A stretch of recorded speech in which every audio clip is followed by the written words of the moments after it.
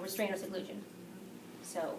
Right, so the behavior emergency reporting is really about the most egregious things that can be happening where the staff are intervening in such a big way to seclude a child or to restrain them physically. You want to, so I mean, I could use an example of saying, well, if it's, I'm a principal and I have 2 kids that got into a great big fight, were they in danger? Yes. What am I gonna do? Am I writing that? No, I might suspend them, right? So this isn't necessarily the avenue, but do you want to know, oh gosh, I want to know if my son or daughter ran on campus, of course I do. And then I want to know, what are we going to do about it? How can we, what happened to him or her? Why? Why did they take off?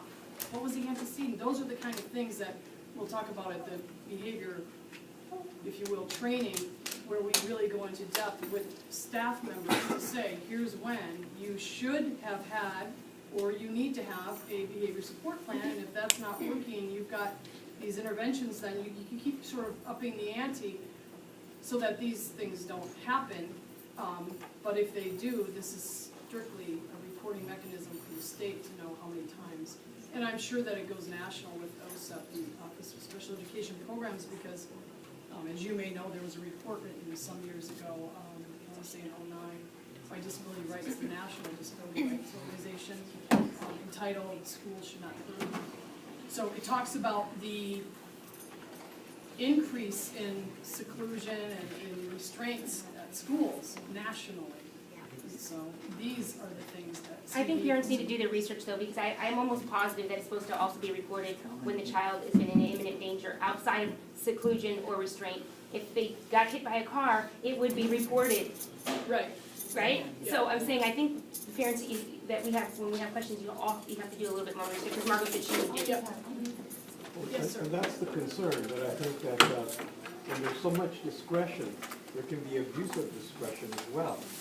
And I think that's one of the things that you're all trying to address, so that that doesn't happen, so that things are reported that need to be reported. But as a parent, at least what I'm getting from folks is that, first of all, we don't understand. People aren't there sufficient to be able to explain it. And then these things happen, or we try to tell people, and there's no report written. So we got to go on a case-by-case basis. That's where you have to bring an outside advocate. That's where you start getting into the attorney thing. And this is where we're at right now. The crisis is there.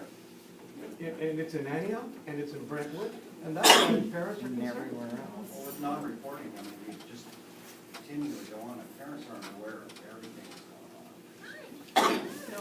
All these reports don't ever get reported. Those behaviors continue to go unless we address them. Yeah. So if we don't know about it every single time, we get to a point where it's okay that child's learning to develop a behavior. So that gray area shouldn't exist. There should be immediate reporting all across the board for any incident that takes place with their child. You said that you're advisory. You don't tell the districts what to do. So the district can create their own policy and procedure regarding their own individual reporting. And we are going to ask the CAC to work with the district on creating and changing and having a higher level of expectation of documenting and accountability and less that subjective type of gray area. Well, So I'm asking, hoping the district has CAC will board work with policies the that, district on that. They administer, so, I'd even look to board policy, that's individualized by district, yes. Sure. Right. But I will say, I'm gonna make the assumption that there isn't a district, excuse me, that is gonna write policy that doesn't adhere to ed code, or to the code of regulations. So this would probably, you'll find this in policy, but again, this is for that particular purpose. Are there other policies that would address what you're This is where legislating is so important, because if there needs to be a change in educational policy through the law, then as a parent group, we need to take advantage of that and go out there and do that. So as we've identified here, if there's an area that's gray, too much discretion, then we need to be able to go in and tell the legislators to change this. Yes, and I've found that if we don't, they don't know. you know, these are things you have to bring to the forefront, and that's why Ledge Day is very important. Many associations hold them, and you know, it's not just educators up there on that day, there's like the Real Estate Association and things like that, so we need to be a voice up there. I do agree with you, need to be in Sacramento. And again, if you'd like to go, let me know, I'm happy to. I really appreciate you helping us understand, because of all the IEPs that I attend, and all these parents that have requested their records, and there has been lack or no documentation regarding all of these situations we're talking about.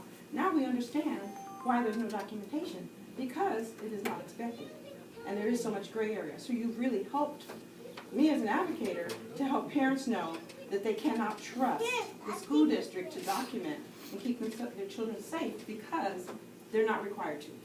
But you can make a change with that. But we can Well, definitely and make a change with that. I would say, yeah, the last thing I wanna do is to be the person that makes you feel you shouldn't trust the district, because It's going to get better. It's going to maybe get I better. should leave now. My intent is to let you know that we're an avenue, a resource for you to call, and these are the kinds of things that we can help with. But also, you know, I'll tell you, as a parent of, you'll be shocked, but 2 very young children, one 4 years, 7 months, and a few days, and one who's 22 months old. You know, I was heartbroken to see that teachers weren't at a preschool, you know, my daughter's preschool, that weren't watching when she was sort of being excluded from a play, you know, you can't play with us, and I've seen it 4 or 5 times. You know, I feel, I do, and I always try to keep my educator hat off when I'm a parent. The director of the preschool is phenomenal, and so, believe me, you know, I finally, you know, I was just heartbroken, and I said, that's it, I can't, you know, and I said to my husband, I don't want to be emotional, because then he said, you can be emotional, you're a parent right now, this is our daughter. So my heart goes out to you. No, we don't, it's a why thing. I don't know what goes on after I've dropped her off. We don't have to take her there, she could be at home, we could, you know. And then I said to the director in an email, gosh, am I bringing my daughter to a place that's really going to damage her self-esteem? You know what I mean? I don't want to, as I watch from afar, it broke my heart. So I get that, but I wouldn't say don't trust your school district. I think you've got very good people here who are going to listen and going to take a proactive stance on these kinds of things that have been brought to the forefront. Yeah, Margaret just said she would do that. Yes, so you're in good hands. So, You know, I think just you, start. and the fact that you have gathered and you're working with the district, I think is.